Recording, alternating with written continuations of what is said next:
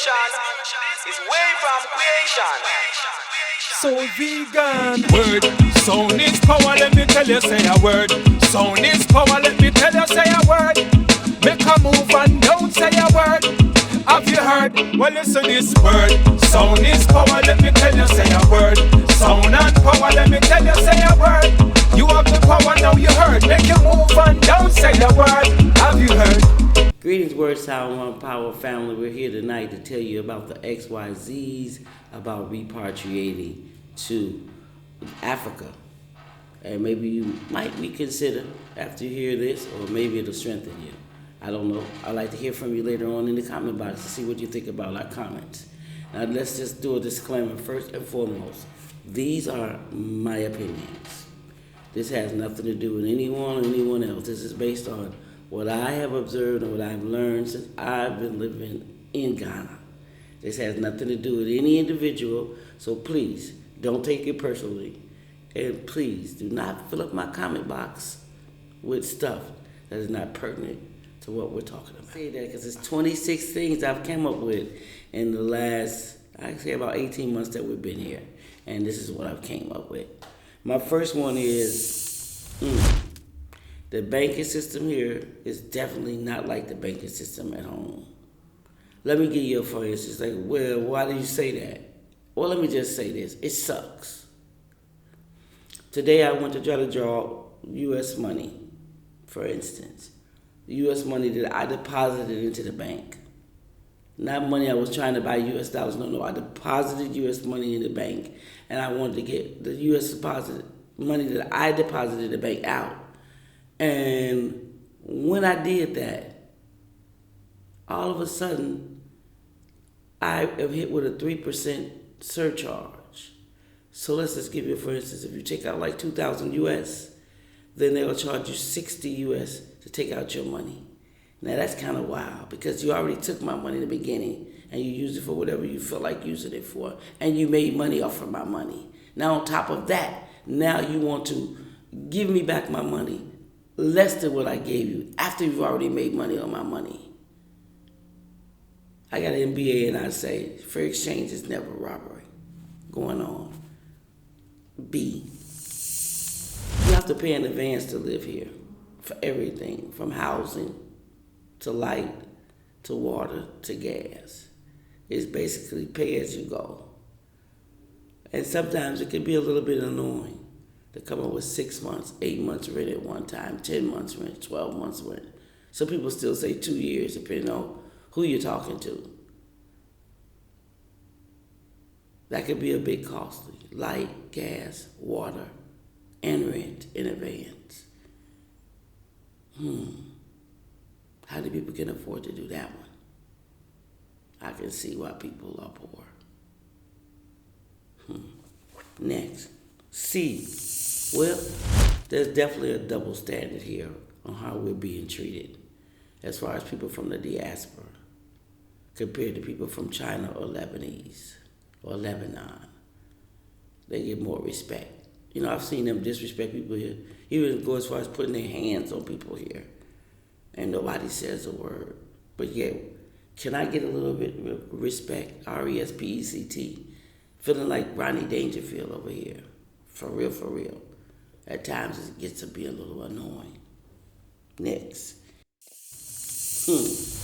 Women are definitely talked down to over here. You're disrespected on a regular basis. Like, for instance, I was trying to do some business, and the person just said, you know what, I'm talking to your son. I'm not really talking to you.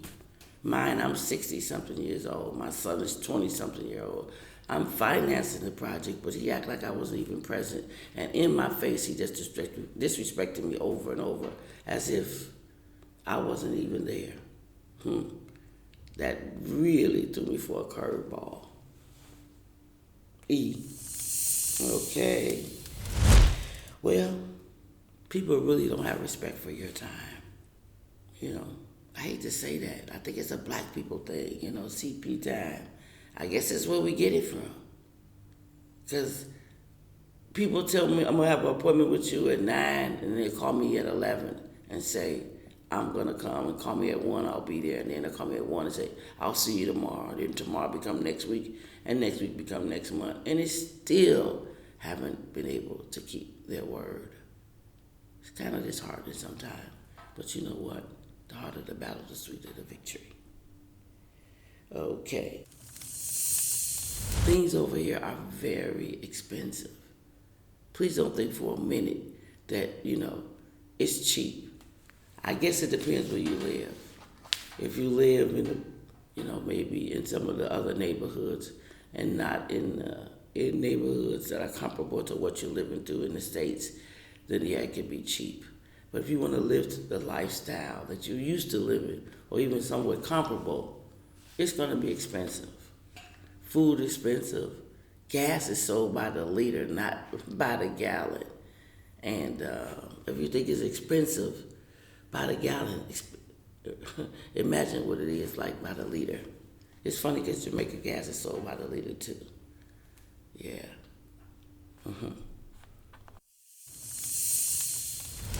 Word is definitely not bond here. It's not bond. People will tell you whatever you want to hear. I don't know if they don't want to make you unhappy, or I don't know. It's just it's in the water. People will just lie. I guess that's another stereotype about black people. I wonder if this is where we get it from too. That we just feel that we don't have to tell each other the truth. One of my brethren said that's just a part of the business culture to lie. Kind of shocked me. Wow. Okay.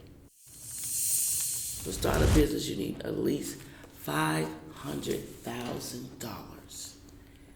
Let me just read it from the website itself. Yeah, I said it.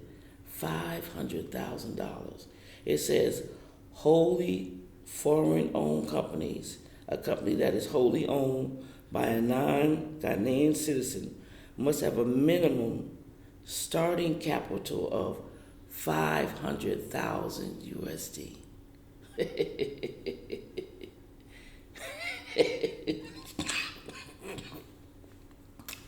I almost choked on that one. It was so good. How many black Americans do you know have $500,000 to start a business? And if they did, would they actually be here?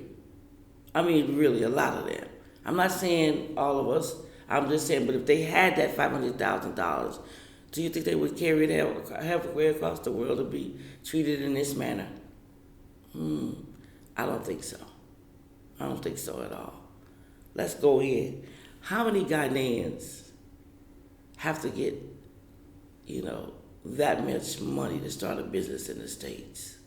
That's the only one I want to figure out. How many Ghanaians living in the States had to give the U.S. government or show the U.S. government $500,000 in working capital to start a business? If that's the case, there will be no entrepreneurs in America. There will be none. And entrepreneurs are the soul of the world. Yeah, the small mom and pop businesses who get up every day and make it happen. That's who run the world, not these big corporations. They got us food. It's us. We're the bread and butter. Let's go into something else that I found really interesting.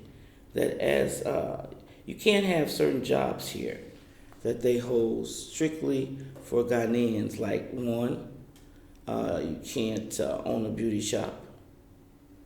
You can't own a taxi service. You can't produce, supply, or retail water. And a slew of other things. You can't operate a beauty salon or a barber shop. And these jobs, they say, are solely permitted only for Ghanaians. And I say to that, how many jobs are limited when you come to America? How many businesses they say are reserved just for Americans when you come to America? I mean, some kind of reciprocity here has to be given. I mean, it's just to me, it's just so unfair. But besides that, I'm not the only one thinking that, I'm sure. If you decide to ship household goods to Ghana from America. This is very costly. Yeah. The duties are astronomical on the shipment, and they can change at any given time, any given day, with any given inspector. So a lot of times, even if you would go to the shipping yard, you'll see a lot of cars and stuff left there. It's like, wow, those cars over there. People couldn't afford to clear them, so they just stay there. And you see hundreds of cars over there that people could not get out. Just couldn't afford it, just said, forget it. You keep it. Okay, K. Wow. This is one of my favorites. Now, when you get a house in Ghana, or you rent a compound, or you rent, they call it to let. We call it to lease, to rent. Just keep in mind, we already said you got to pay it 6 months to a year to 2 years in advance, depending on who you're dealing with, even though the law says clearly you should only pay 6 months. But not only do you have that problem with that, you have to know, say, once you give the landlord your money, you pretty much are left. They ghost. You ain't gonna see them. Whatever goes wrong and will go wrong, it's pretty much your problem. And you just left to deal with it. They may come, they may not. You're the one inconvenience. It's your toilet not flushing. It's your washing machine that's not running. It's your door that's not locking. Half the time they're in America or they're in another part of the country, and you pretty much own that property, even though it's not yours. Which is, I feel kind of, disheartening after being a landlord in the States. A tenant call, you have to fix that right away. You have to fix that. There's no doubt about it. You have to fix that. But over here, no, that's your property. Deal with it. Okay. L. Internet service is it's off the chain. Okay. So if you're a person that like to stream, Hulu, Netflix, or if you're a digital nomad, or if you run a business online, good luck with that.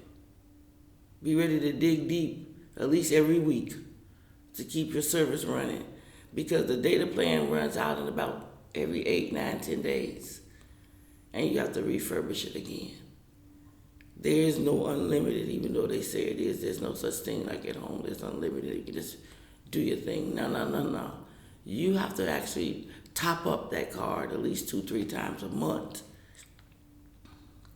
So it's going to be an expensive bill that you're going to have to definitely watch out for and have the money to actually run your internet. M.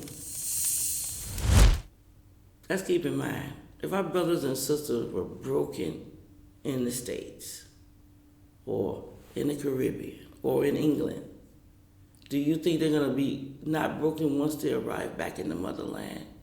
No, they're going to be even more sensitive. Why? Because they have no creature comforts of home. Loved ones is far away. Money might be running out. You're in a different country. You may not know the land. You may not know the language. And you may not know the culture. That's stress all the way around. So if they were broken when they got here, do you think they're not going to be even more broken after a while? Especially when things go awry and money start running low. You have things going on. It's not easy. Next. M. American food is expensive. Let me say that. If you want to come over here and eat Cheerios and cornflakes and all that American diet, here we go again. Good luck with that one. Why? It's expensive. Are you really prepared to change your eating habits and your way you eat? Because other than that, you can go for broke, especially if you have a couple of children, or you have like a household of 5. I mean, I have a household of 2, and sometimes I look at the money like, where did it go? So if you have a household like 5, I can see where that can be a bit much. Yeah. And I'm a vegetarian. I don't even eat a whole lot of stuff. But things are very expensive, and food costs can be out off the chain. Yeah. Oh, water and lights go off all the time. Please do not think that you live in a good neighborhood, your water's gonna always be on, your lights gonna be on. No, sweetie. You can live in the best neighborhood, and your ass is still gonna be without water and lights. Can you function without water? Are you really prepared to bathe out of a bucket? Do you mind sitting without the lights? Like my girlfriend, she said they ain't had lights in the last 3 days where they are. Can you handle that? Will you be all right? Will the kids be all right? Maybe you're a dog person. Will a dog be all right? Just because you have a college degree does not mean you're going to get a job past the Ghanaians here. Let me tell you something. Ghanaians go to school here and they still don't get jobs. Okay? They do all they're supposed to do and end up doing no more. What makes you think that you're going to get in front of those people and get the jobs that are meant for them? If you come over here to be employed and not to employ, you come for the wrong reason. If you come over here, you definitely need to be providing jobs, not looking for a job. Other than that, again, good luck with that. Q. Thick skin is imperative over here. You know, my white boss, she said, why don't you develop a rhino skin? Why don't you develop a rhino skin? Well, babes, rhinos come from Africa. Duh. And you have to have thick skin over here or you're not going to make it. Because every day you're going to be tried. You know what I'm saying? Don't try me. Well, every day they're going to try you. Every day, not just them, the people who from the diaspora going to try you. They're going to try you even more. Think they ain't going to try you? Oh, yes. Try me. Alright. Women, the way you dress matters over here. Okay? It matters. Tank tops, and body riders, coochie cutters, all of that. You're going to be sharp upon them. And men may go far as to touch you because they think maybe you got something for sale while you so scantily, dressed. Sisters ain't ready for all of that because they feel like, I'm free. I should be able to be me. Not over here. And it ain't working. All you're going to do is draw unnecessary, unwanted attention. Be aware. Please don't say we didn't tell you. Moving on. S. I've never seen so many churches in all my life. I know the Ginsburg record said Jamaica had the most churches per square acre in the world. But I don't really know. I'm in Africa and I say, boy, on every corner. Sometimes too. I know they gonna scream for this one, but you don't want your house next door to that. You don't want your house next door to all of that. You'll never get no sleep. And then they'll turn it around and be like, you're a heathen. You don't love God. No. I just want to get a little rest. So you will be called wicked and they will chase you. And you'll have a hard time. Because guess what? Christianity is everywhere in Africa. Colonization is real. T. Be careful who you give money or things to. Yeah. I'm going to say that again. Be careful who you give money or things to over here. Because Jamaica say you start from out the dog, he'll turn around and bite you. Which means you have to beware when you give money to, they will turn around and turn on you in a minute. And let me tell you, that sense of entitlement, like you owe me something, is prevalent. It's prevalent. It's all over. People feel like you come from America, you come from Jamaica, you come from England, you must have it. And guess what? Some of that money in your pocket is mine. And you can't tell me no. That's a sense of entitlement. So be careful.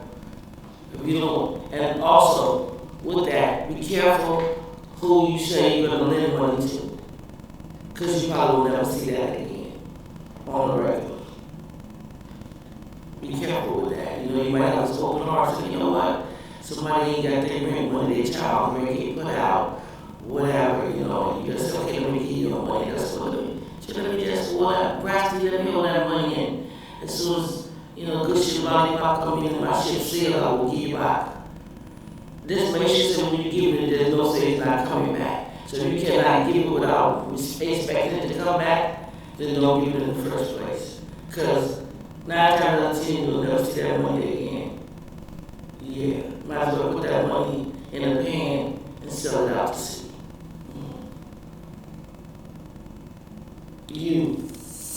National hair is not celebrated in Ghana. It's not. You know, the symbol of beauty is like Revlon. She got silky hair. She got long nails. Her face is, oh God, is made up with hours of makeup. You know what I'm saying? That's what's here. So you come in here and your sister maybe like me, and the girl said, oh, you're wearing your African attire today. No, my African attire every day is not no special day for me. You feel me? But the fact that I have my natural hair, and I don't want to be or desire to be with long silky hair, because I have kinky hair, and that's who I am, and that's what I want to be. Moving on. V. Women here favor European attire for their daily wear. So like most of the time you see the woman here, they wear American clothes. Yeah? They don't wear African clothes, which I kind of find strange. African clothes are mostly wear in like marriage ceremonies or when somebody dies, you know, for the funeral or a naming ceremony for a baby. That's when you'll see people put on what they call, when you do it, traditional clothing. Other than that, they're wearing American clothing every day. And then you wonder what happened to your textile mills. You wonder what happened to all those jobs of the people who just sold those African garments. Now that we decided that we want to be Western. So did that mean all the textile industry went away and all those jobs went away without the that market? Maybe we decide to look to the continent and wear cotton clothing. A lot of that clothing is poly and ester. It doesn't read poly and ester, polyester. It doesn't read like this 100% cotton dress I have on. And this hot ass sun. Do y'all really want to be wearing synthetic fabrics? Moving right along. W. This one really touches my heart. Remember, if you bring your girls over here, school-age girls have to trim their hair bald if they want to public education. Or you have to be able to pay for international education, which is very expensive. And can be very expensive, like buying a car almost if you have 1, 2, 3 children. A lot of Americans and people, Jamaicans, as well as people from England, just send their kids to public school because that is a bit much. That can represent up to 40% of the family's budget just trying to send their babies to school. And if they don't, you can't send them to private school, then they're going to have to be marred. And they're going to have to, all their hair going to have to be taken off. For what reason, I don't know. Colonization, what do you mean you don't know? Colonization is real. Ain't nothing changed. One thing's changed, the one remains the same. X. Ooh, marriage over here is a lot different than marriage in the States. No, you really marry the family over here. Not just the husband. You marry them all. And they all got something to say. And guess what? Your money is their money. Not just your money is his money. Your money is now their money. How that go? But that's part of the culture. So if you come over here talking about, I want to marry an African man, I want to marry an African man. Just remember what I just told you. You ain't got to just share the money with him, but you got to share it with everybody who lined up and saying, hey, the baby needs to go to school. I need to marry somebody over here. Uncle needs to fly to the States. And they presume that you might have that money. Because you know, you coming from street line with gold, why would you not? Why? Things move very slowly here. Let me say that again. Things move very slowly here. So if you're in a hurry to do anything, like you're in a hurry to get a business start, you're in a hurry to get your children registered in school, you're in a hurry to start a bank account, you're in a hurry to do anything, the only person in a hurry is going to be you. Everybody else is like Jamaica, no problem. I mean, time is of the essence. You know, we ain't got no time or anything, we're going to do it in. Whenever we feel like it, I guess. So if you're in a hurry, this may not be the place for you because things ain't gonna happen real fast. Things ain't gonna happen overnight. It's gonna take some time. And it's gonna take some patience. And it's gonna take some biting on the nail sometime. And it's gonna take some, damn, why did I do this, Lord? Am I sure? Trepidation, that's the word. Family, Z. Don't burn your bridges behind you. Because you never know when you want to cross. Meaning, don't come over here thinking it's end all, be all, this is it. Because you might come over here and realize that, dang, maybe America, maybe Jamaica, maybe England ain't as bad. Because you have to give up something, it's a trade-off. For instance, trading off racism or being the minority to be in the majority.